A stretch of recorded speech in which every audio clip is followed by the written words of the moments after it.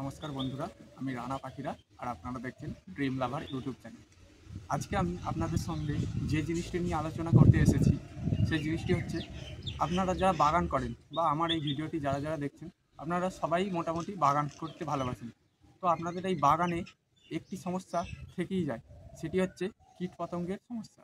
আপনাদের শখের ফুলগুলি, আপনাদের শখের গাছের পাতাগুলি কীটপতঙ্গে আক্রমণ করে সেগুলো নষ্ট করে দিচ্ছে।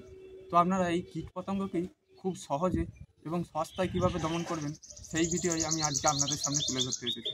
চলুন ভিডিওটি শুরু করা যাক। সবচেয়ে সস্তা বললাম কারণ এই পেস্টিসাইডটির দাম মাত্র 30 টাকা।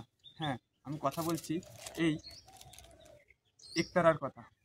আজকের ভিডিওর টপিক হচ্ছে এই একতারা নিয়ে। হ্যাঁ, এই একতারা কি, এর মধ্যে কি কি আছে, এটি দেখতে কেমন, কিভাবে প্রয়োগ করবেন, কোন দিনের কোন সময়ে প্রয়োগ করবেন, কোন কোন পোকা এর দ্বারা দমন করা সম্ভব, কোন গাছে প্রয়োগ করবেন এবং সর্বোপরি এর কার্যক্ষমতা কতদিন থাকে, এই সবই আমি আজকের ভিডিওয় আপনাদের তুলে ধরবে। তো ভিডিওটি যারা যারা দেখছেন শেষ পর্যন্ত দেখবেন, কারণ এই এত কিছু তথ্য আমি আজকের এই একটি ভিডিওর মাধ্যমে আপনাদের কাছে তুলে ধরবো। এবং এই একতারা নিয়ে এই ভিডিও দেখলে আর কোনো সমস্যা আপনাদের মনে থাকবে না। সবার প্রথমে আসি, এই একতারা কি। এটি হচ্ছে সিনজেন্ডা কোম্পানির একটি পেস্টিসাইড। এটি একটি সিস্টেমেটিক পেস্টিসাইড ব্রড স্পেকট্রাম গ্রুপের। এই ব্রড স্পেকট্রাম গ্রুপ বলতে কী বোঝায়?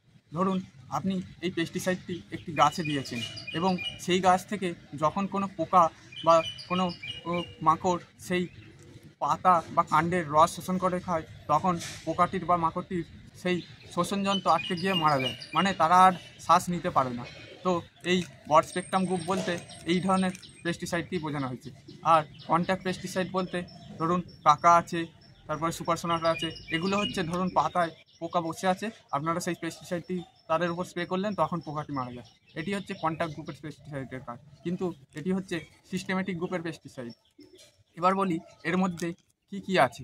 এর মধ্যে আছে থায়ামোটক্সাম 25%, এতে আছে থায়ামোটক্সাম 25%, যা একটি হিউজ কোয়ান্টিটি।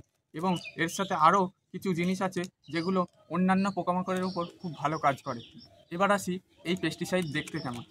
আমি এই পেস্টিসাইডটি এখানে ঢেলে নিয়েছি, দেখুন আপনারা দেখতে পাচ্ছেন কিনা, দাঁড়ান আমি খুলে দেখাচ্ছি। দেখুন, এটি একটু দানাদার আকৃতির হয়, একটু ছোট ছোট দানা দানা টাইপের এই পেস্টিসাইডটি হয়ে থাকে।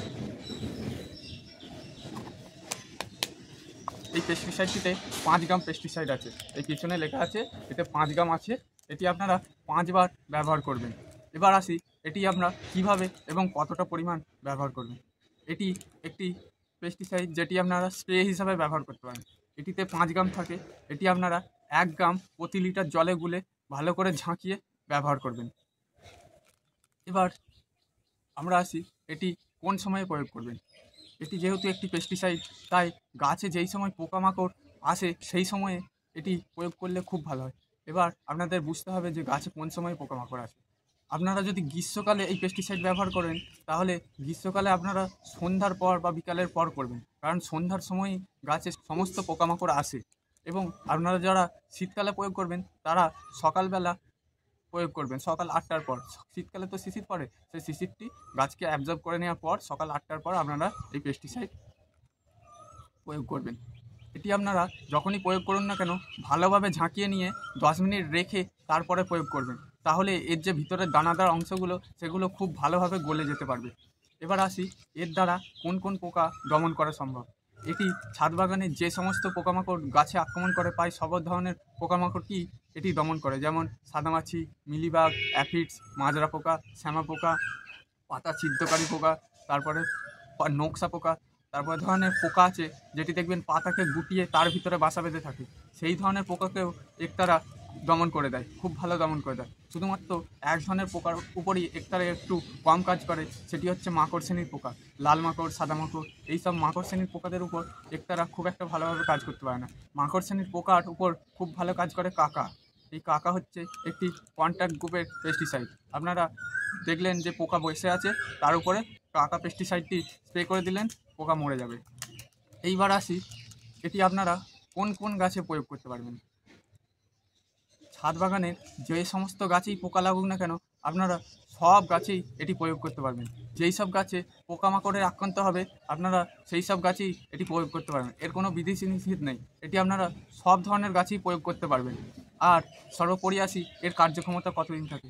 এর কার্যক্ষমতা একবার প্রয়োগ করার পর 10 দিন পর্যন্ত খুব ভালো অবস্থায় থাকে এবং তারপর থেকে এর কার্যক্ষমতা আস্তে আস্তে কমে যায়। তাই আপনারা আপনাদের গাছে যদি পোকামাকড়ের আক্রমণ হতেই থাকে তাহলে অবশ্যই এই পেস্টিসাইড মাসে 2 বার ব্যবহার করবেন।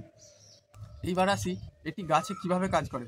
এটি যখন আপনারা দেবেন গাছ নিজের মধ্যে এটিকে শোষণ করে নেয় এবং তার পাতায় কাণ্ডে সব জায়গায় ছড়িয়ে দেয়। এবার ধরুন কোনো পোকা এই পেস্টিসাইড দেওয়ার পর সেই গাছের পাতার বা কাণ্ডের রস শোষণ করে খাচ্ছে, তখনই সেই পোকাটা মারা যাবে। বন্ধুরা দেখতে পেলেন এই একটানা পেস্টিসাইড কি, এর মধ্যে কি কি আছে, দেখতে কেমন, কিভাবে এবং কতটা পরিমাণ প্রয়োগ করবেন, কোন সময় প্রয়োগ করবেন, কোন কোন পোকা এর দ্বারা দমন করা সম্ভব, কোন কোন গাছে প্রয়োগ করবেন এবং এর কার্যক্ষমতা কতদিন থাকে, এই সব কিছুই আমি এই একটি ভিডিওর মাধ্যমে আপনাদের সামনে তুলে ধরলাম। তো ভিডিওটি যদি আপনাদের একটুও ভালো লেগে থাকে তাহলে অবশ্যই একটি লাইক দেবেন এবং চ্যানেলটি সাবস্ক্রাইব করে আমার পাশে থাকবেন, যাতে এই ধরনের আরও ভিডিও আমি আপনাদের জন্য আনতে পারি। এবং পাশের যে বেল আইকনটি আছে সেটি অবশ্যই ক্লিক করে রাখবেন, যাতে ছাদ বাগান রিলেটেড যে কোনো ভিডিও আমি আপলোড করি এবং সেটাই সবার আগে আপনাদের কাছেই পৌঁছে যায়। এবং যারা যারা ভিডিওটি শেষ পর্যন্ত দেখলেন তাদের সবাইকে জানাই অসংখ্য ধন্যবাদ।